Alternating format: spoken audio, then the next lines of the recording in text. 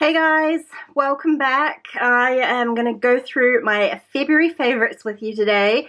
February was such a satisfying month. 4 exact weeks, Monday to Sunday, just perfect. Although to be honest, personally, it went on for way longer than that. But that aside, I've got a few favorites to share with you, and let's get started.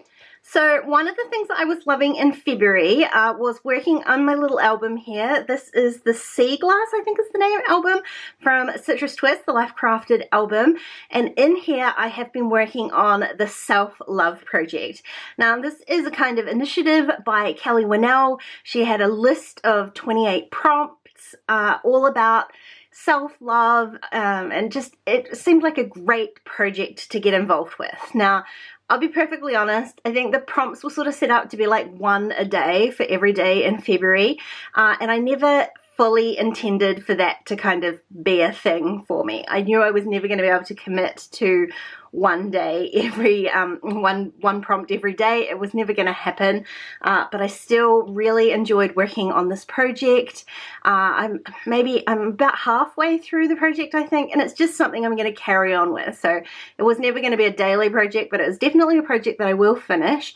Just part of that kind of self-love for me is not putting the pressure on myself that I had to get this album done during the month of February. It's going to be a long-term kind of thing, I think.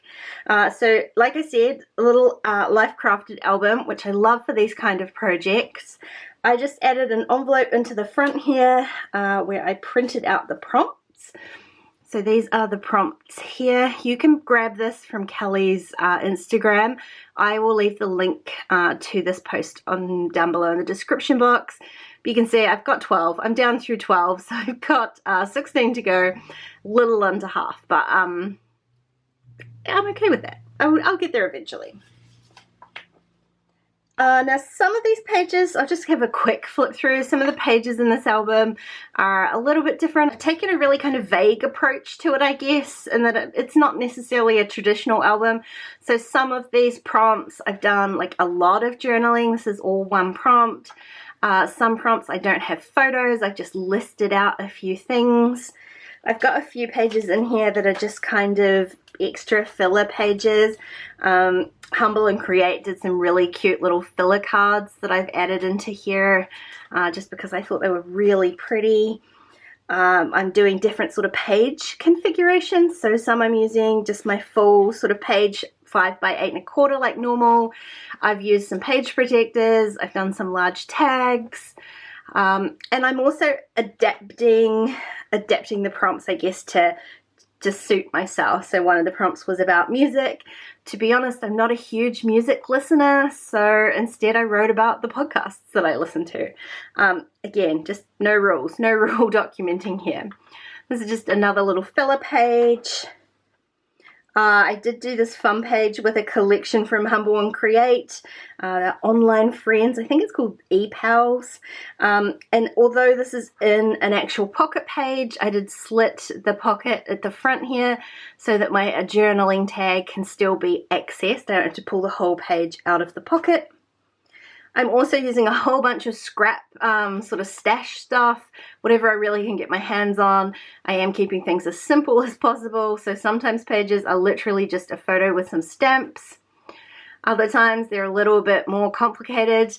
I did this page, these 2 different prompts totally separately, but kind of coordinated them so they look a little bit similar. They work together as a spread. This one I created a little envelope flap with my journaling hidden on the inside. Others are just really simple, so again I just got a cluster with my photo.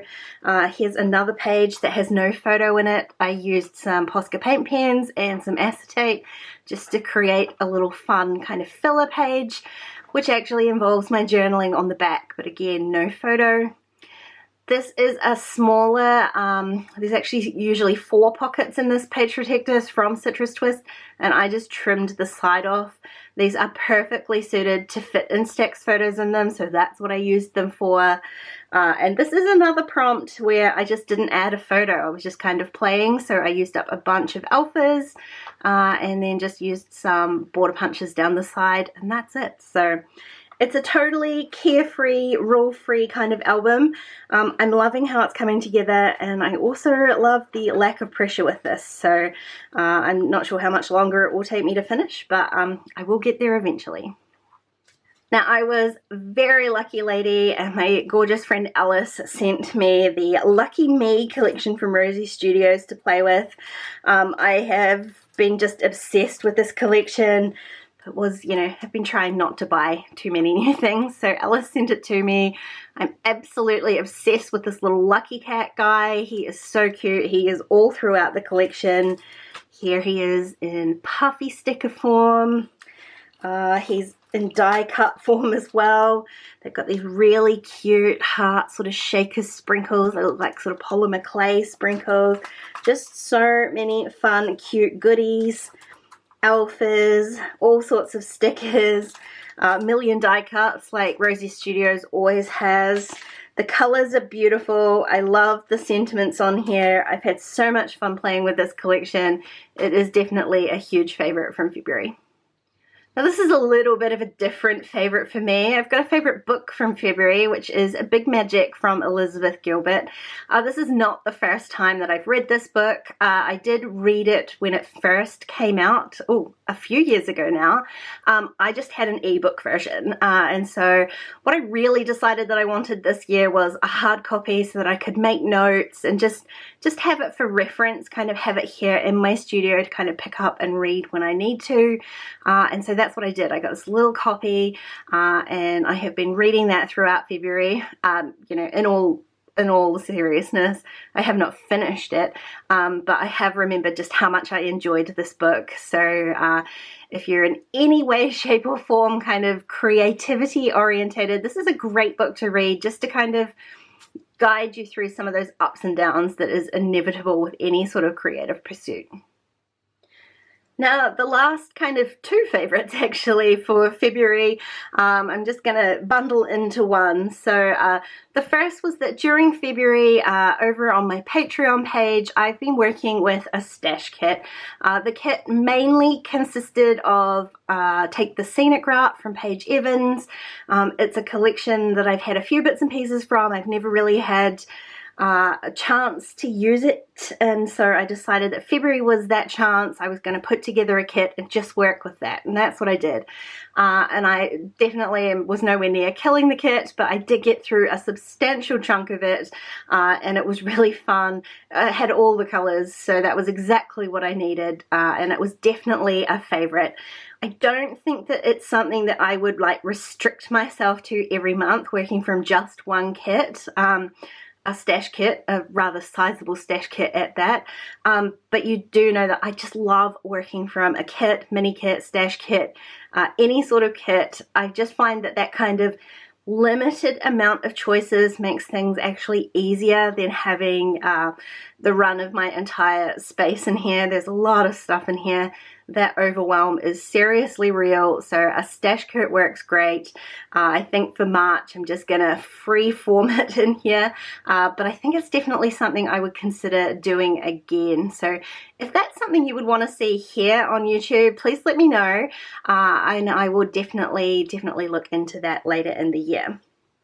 And so as part of that stash kit using, I had the kit out on my desk and was playing around a lot. And one of the things that I've been wanting to do is follow a tutorial from Nyella over on Instagram. Paper Button Loves is her handle over there. Again, I'll leave the links down below. And she posted a tutorial for these little little kind of folded paper rainbow embellishments. I've been meaning to make some of those for a really long time. I finally did, and then that kind of just got me stuck on this rainbow kick. So that's what I did. That was my it's my last favorite for February. Here is one of the rainbows that I made, and I turned it into a Memorydex card really simply by just adding a background card to it and punching some feet at the bottom. It's got a bunch of chipboard, a bunch of die cut embellishments, there's some enamel darts, and I did hang a little charm off the edge of the butterfly there. The other rainbow embellishments that I made ended up being part of this 12 by 12 layout. So fun. I had so much fun creating this layout. Got all sorts of like fabric ruffles. I typed straight onto my background and then added those embellishments with a few little extras, and I had myself a 12 by 12 layout. So super simple. And then the last rainbow thing that I made was this layout in my traveler's notebook. It has an acetate tip-in where my photo and journaling is, with my hand cut rainbow, a few little embellishments and some stamping.